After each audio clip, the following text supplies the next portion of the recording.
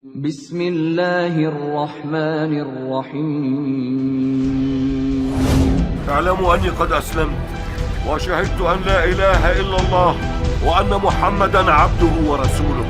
يأمركم رسول الله أن تلزموا مكانكم فلا تبرحوه حتى لو رأيتمونا تخاطفنا الطير. أحد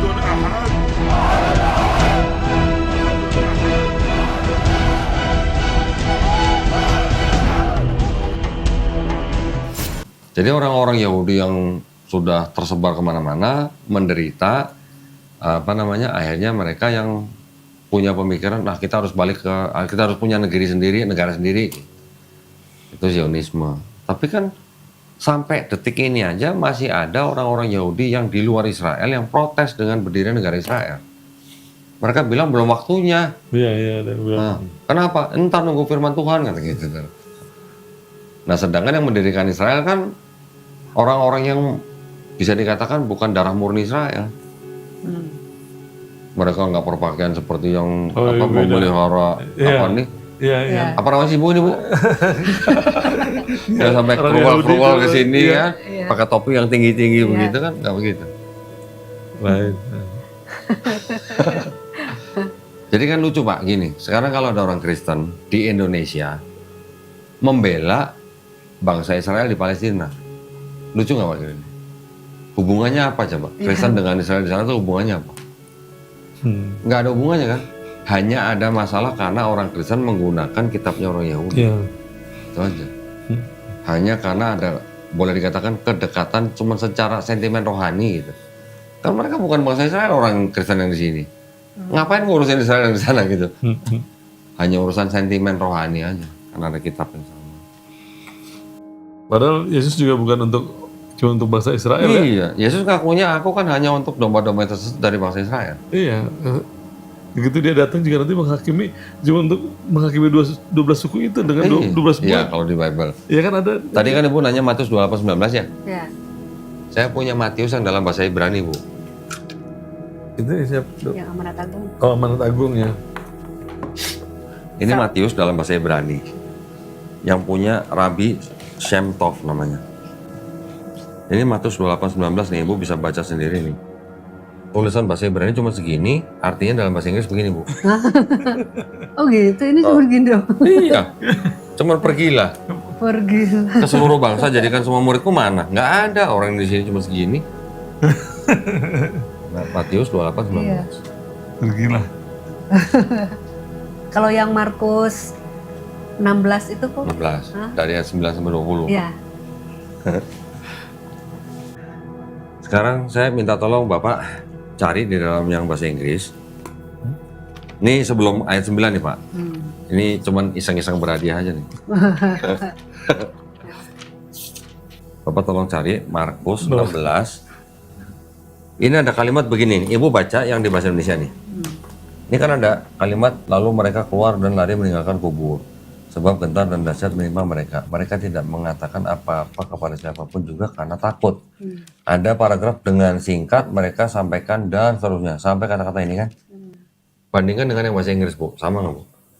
Ada nggak satu paragraf ini? Markus 28, Markus 16. Ini kan ada paragraf ini dengan singkat mereka. Ini kan cuma sampai afraid, because they were afraid. Takut. Karena mereka takut nih kan, karena mereka takut. Yang ini dengan singkat sampai ini, di sini ada nggak Pak? Nggak ada. So they went out quickly and... Kemana itu? Nah ini dari mana ya nih kalau gitu? Kok bisa satu paragraf nongol begini? Di sini nggak ada. Iya, sini langsung nomor 9-nya sih. Nah, tato kan ini kan 9 nih Pak. Kalau ini kan setelah Yesus bangkit, betul sama kan? Nah ini ada keterangan begini nih Bu. Nih ada yang apa nih dengan singkat nih? Dengan singkat sampai kekal itu kan? Beberapa atau sedikit naskah dan terjemahan mengakhiri Injil Markus dengan bagian ini sehingga tidak memuat ayat 9 sampai 20. Lihat catatan berikutnya. Bagian ini kiranya dalam abad kedua Masehi baru ditambahkan pada Markus ayat 9 sampai 20. Baru ditambahkan. Kalau yang penampakan Yesus itu mah? Kalau yang apa penampakan Yesus apa di Emaus. Di Emmaus ya. Itu asli atau enggak sih? Di mana, Pak? Yang apa namanya Yesus Menampakkan menampakkan ke murid-muridnya itu Hmm? perjalanan ke Emmaus. Itu bener nggak itu? Oh yang apa namanya? Terus dia kasih lihat, suruh pegang apa? Oh, ya, ini Itu- Pak. Saya ceritakan dulu, Ya. agak mundur sedikit, Pak. Menurut ahli-ahli Perjanjian Baru, keempat penulis Gospel, Matius, Markus, Lukas, Yohanes, ini adalah orang-orang yang bukan saksi mata langsung, Pak. Oh ya itunya apa? Yang mau minta apanya? Ya itu websitenya tuh dari mana, Pak? Ya, Tadi buku yang Five Gospel mana, Bu? Kan karena dia waktu itu bilang ada websitenya Nah, bisa dilihat. USCCB, Ah, satu tuh. USCCB. usccb.org. Jadi bisa lihat di itu kan di website itu. Nih, Bahwa itu apa namanya nonim ya? Kulihat ya. dia.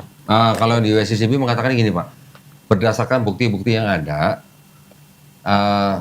tidak cukup kuat bahwa yang menulis adalah orang yang bersangkutan. USCCB, Gimana sih? United States Conference of Catholic Bishops. Ini kan ada Bible-nya nih, Bu nih. Nah, Bible ini kita tinggal klik aja nih, Books of Bible. Oke. Nah, di setiap ini kan nama kitab-kitabnya. Anggaplah yang Yohanes.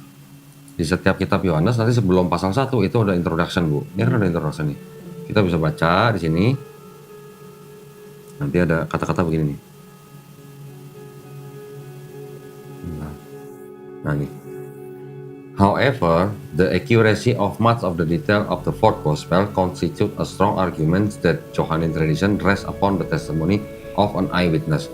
Although traditions identified this person as John, the son of Zebedee, most modern scholars find that the evidence does not support this. Ya, meskipun tradisi mengidentifikasi orang ini sebagai Yohanes anak Zebedeus, kebanyakan ahli-ahli atau sarjana-sarjana modern menemukan bahwa bukti-buktinya tidak cukup. mendukung ini. Gitu. Tidak mendukung. Jadi, scholar sudah menolak bahwa yang menulis kitab Yohanes itu adalah Yohanes anak Zebedeus. Ini untuk kitab Yohanes. Nanti begitu juga yang Markus, Matius, Lukas. Oh ada di masing-masing kitab. Ada, masing-masing kitab ada penjelasannya, Pak, gitu. Itu udah jelas gitu. Bahkan udah jadi rahasia umum bahwa gospel yang ditulis pertama itu adalah Markus, penulis Matius dan penulis Lukas itu dua penulis yang nyontek Markus. Oh, iya. Karena di dalam Matius 80% dari Markus, yang di Lukas 60% dari Markus. Pertanyaannya sekarang, kalau memang Markus yang pertama menulis, Markus nyontek dari mana? Ini yang mungkin Bapak belum pernah dengar di video saya nih. Saya tunjukin Pak bukunya. Jangan kaget. Tapi kan surat Paulus lebih dahulu daripada Memang. Memang. Jadi, sorry, kalau tadi saya belum jelasin.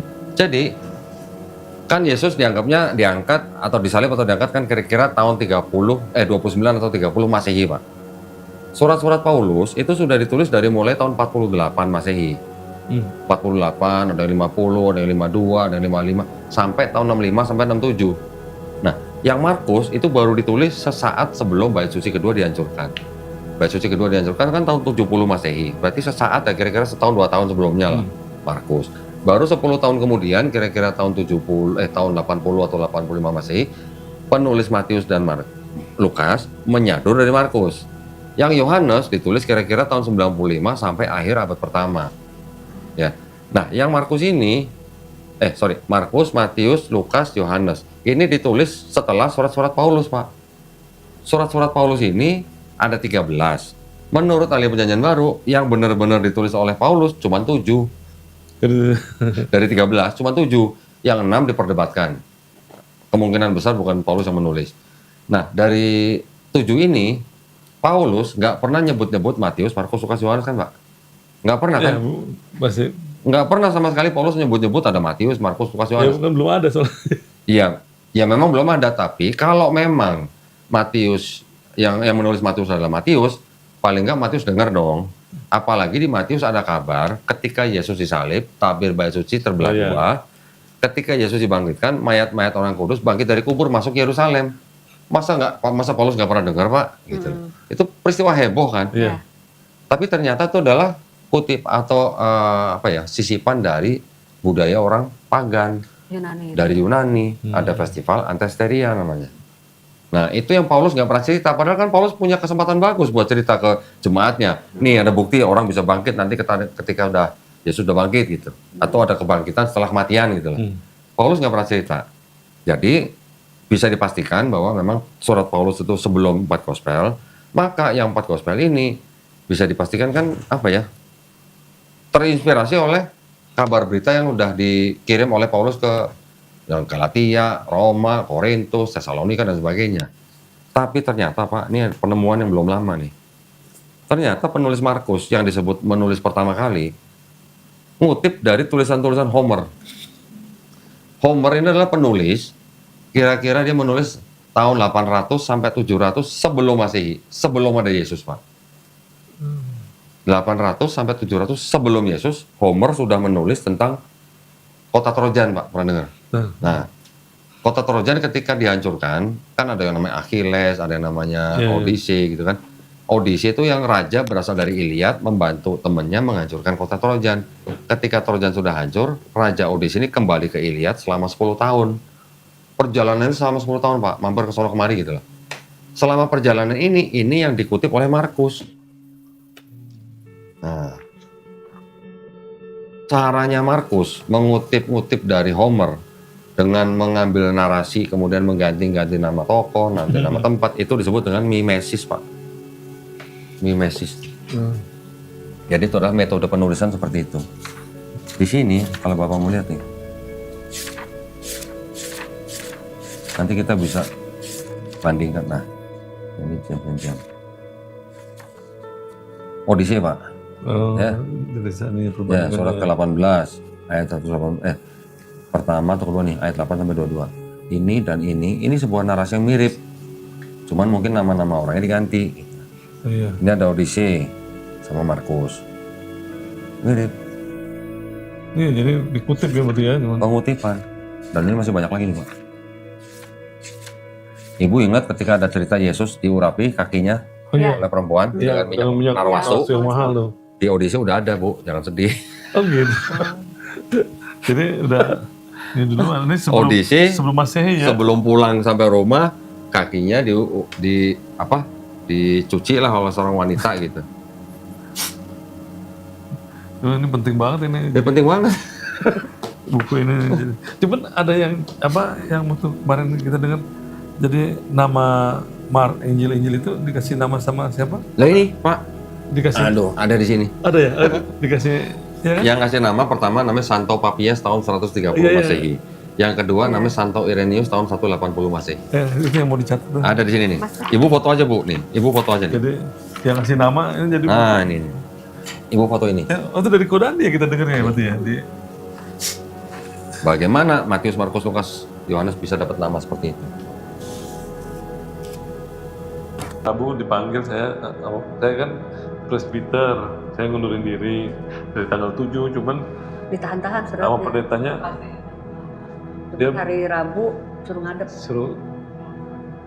Ya, saya bilang saya selesaiin dulu lah gitu baru biar gentle lah gitu juga saya kan kan tanggung jawab penatua itu menjaga kemurnian ajaran. Berarti kan ajaran itu kan berarti dari Alkitab kan. Saya bilang gitu kan. Saya kasih ayat itu, jadi Banyak ayat yang ada firman. yang nggak boleh, firman Tuhan tuh nggak boleh ditambah, nggak boleh dikurangi kan, itu jelas ada berapa ayat tuh, ada 5 ya gitu kan. Nah, saya bilang, tapi kan kayak yang ada ini Bu, yang Alkitab dari yang saya bilang tadi, yang kitab itu jumlahnya 81. Beda-beda. Nah, terakhir kita 66. Nah, sekarang kemana nih kitab yang ini katanya firman Tuhan, katanya nggak boleh tambah, nggak boleh kurang, kita ngurangin beberapa kitab gitu. Belum lagi dari 66 kitab ada, kan aku dengar dari Quran juga kan ada ayat sisipan itu ada 100 lebih katanya. Terus, nah saya bilang sekarang gimana saya bisa bertanggung jawab kan? Ini kan berarti kan udah nggak murni ajarannya juga. Dan saya bilang Kepanjangan tangan. ya, jadi kan kalau gini kan nggak benar gitu. Jadi saya ngundurin diri karena ini saya mesti ke jemaat, bohongin itu sama aja bohongin jemaat gitu kan. Makanya saya ngundurin diri. Itu pun kan pendeta tanya, tapi kamu sekarang masih percaya bahwa Yesus Tuhan atau bukan, katanya gitu kan. Dia tanya gitu kan. Ya saya bilang saya meragukan jadinya kan gitu, saya bilang kan gitu. Ya kan, karena saya udah tahu itu, terus sekarang Ibu bisa nggak nunjuk, saya bilang ke Bu Pendeta, nunjukin ke saya ayat di mana Yesus mengaku bahwa dia adalah Tuhan dan memerintahkan atau mengajarkan untuk menyembah dia gitu. nanti saya kirimin ayatnya katanya dia bilang. Ini kan lagi di mobil, saya nggak hafal katanya dia bilang. Terus Saya tapi kirim yang Yohanes 13:13. yang 13 gitu yang Dibalas sama ini. aku Itu saya kan balas itu apa namanya aslinya bukan nggak sesuai dengan bahasa asli itu dirubah sama LAE Tuhan jadi Tuhan saya bilang kan gitu itu kata aslinya kurios saya bilang Tuhan saya bilang. Terus apa lagi aku bilang gitu ya nggak jawab dia. ya jadi Terus Mas bilang kalau pendeta percaya kalau ibu pendeta percaya Yesus adalah Tuhan, berarti ibu pendeta tuh antikristus, antikris dan apa namanya penyesat. apa itu ajaran sesat saya bilang. Saya kasih ya satu apa Yohanes berapa tuh yang kalau kita nggak menerima apa bahwa Yesus sebagai datang sebagai manusia itu ajaran sesat dan antikris. Ya kasih ayatnya dia nggak jawab lagi kan. Tadi pagi WA ya makanya WA dia bilang saya suruh datang gitu hari Rabu gitu. Ya saya bilang ya harusnya yakini saya kalau umpamanya Yesus itu Tuhan gitu. Jangan minta bukti dari saya bilang Kan saya minta buktinya dari kita. kan saya bilang ibu apa namanya kasih maksudnya yakinin saya kalau Yesus itu Tuhan gitu. Ayatnya mana gitu. Saya kan minta ayat gitu. Jadi dia lama ya responnya dari kan tanggal 7 saya ngundurin Sekarang dirinya. udah tanggal berapa? 25. Kan udah mau 3 minggu kan? Rabu tuh udah 3 minggu. Makanya seharusnya kan saya juga tugas pelayanan tuh hari Udah 2 kali tadi pagi pelayanan tadi nggak minggu. datang. Udah nggak Minggu pernah tadi ke gereja. Saya ya soalnya pas di depan saya ngomongnya kan pasti kan kita kan dengan ngomong Yesus ngajak jemaat ngomongnya jadi nggak bisa Bu saya tuh maksudnya jadi Iya, nggak apa-apa. Harus menghirup udara segar. jadi sama hati gitu mulut sama hati tuh iya jadi kan nggak enak ngomong di depan mimbar gitu jadi mendingan saya nggak ikut pelayanan. Terakhir ibadah keluarga. Ya. Suaranya hilang sendiri. Iya saya harusnya tugas gitu atau nggak bisa soalnya keluar gitu kan saya kan tugas soalnya hati sama saya tuh udah mau ngomong Yesus Tuhan apa saya ngomong kan saya doa gimana nih Tuhan kita dapat tugas gitu padahal kita udah kayak udah nggak gimana ya udah karena udah tahu terus udah nggak taunya dikasih pin apa bikin suaranya hilang sama tuh. Berarti Bapak memang apa ya itu bisa juga diartikan Bapak tuh di stop sama Allah mulai karena Bapak sudah beriman kepada Allah. Iya tadi kan udah jalan-jalannya istri kan begitu. apa bilang katanya bang apa mau sadar sekarang apa saya bilang selesai dulu di gereja hari Rabu kan saya dipanggil sama KMJ-nya ketua jemaat nanti saya send itu cuman Kodani lagi sibuk ya hari Kamis ada bisa nggak Untuk apa Mas? Mau sadat. cuman Mau saya sadat. hari Kenapa nggak sekarang aja? sekarang belum Hari selesai Rabu di gerejanya saya dipanggil Hubungannya apa Pak? saya kan Bapak sudah mengundurkan diri cuman kan belum diterima Masalah diterima nggak terima kan urusan mereka.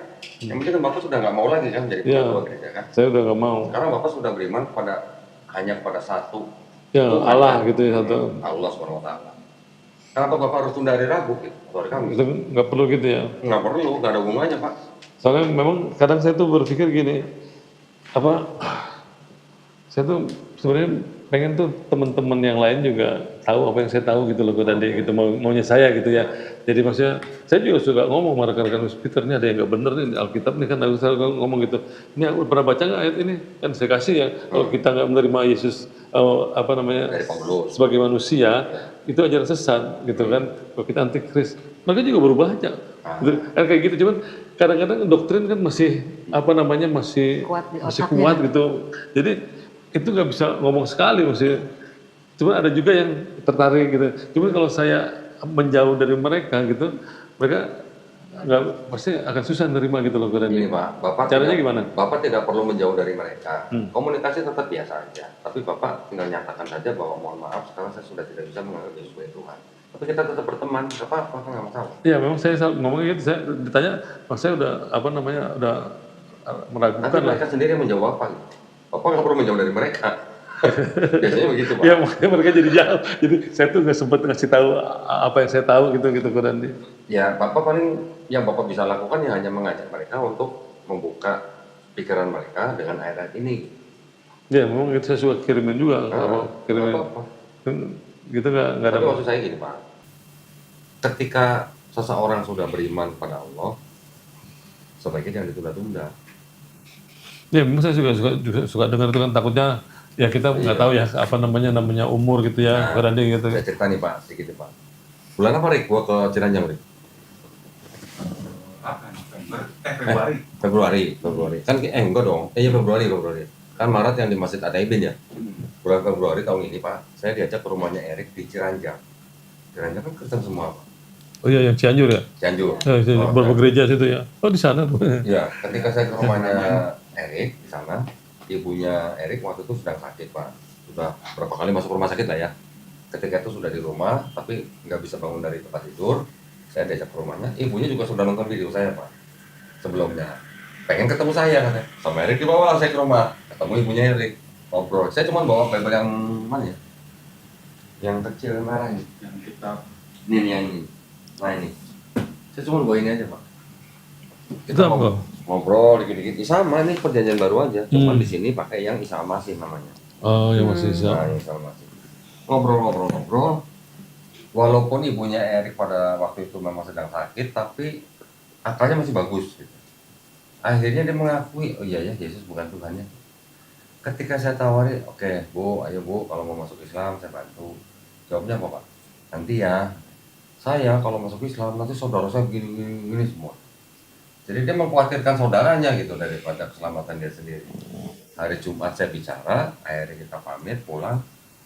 Hari Selasa saya dengar kabar dari Erik ibunya meninggal. Bukan saya nyumpahin, bukan, tapi hidup orang kan kita nggak pernah tahu. Iya, memang benar. Jadi maksud saya ketika kita sudah beriman pada Allah, ya sudah kita langsung beriman dulu, bersyahadat dulu. Nanti urusan belakangan itu tinggal kita serahkan pada Allah. Ada jalan-jalannya lah nanti. Pasti ada jalannya. Apalagi Bapak bukan seorang yang bergantung kepada siapa-siapa.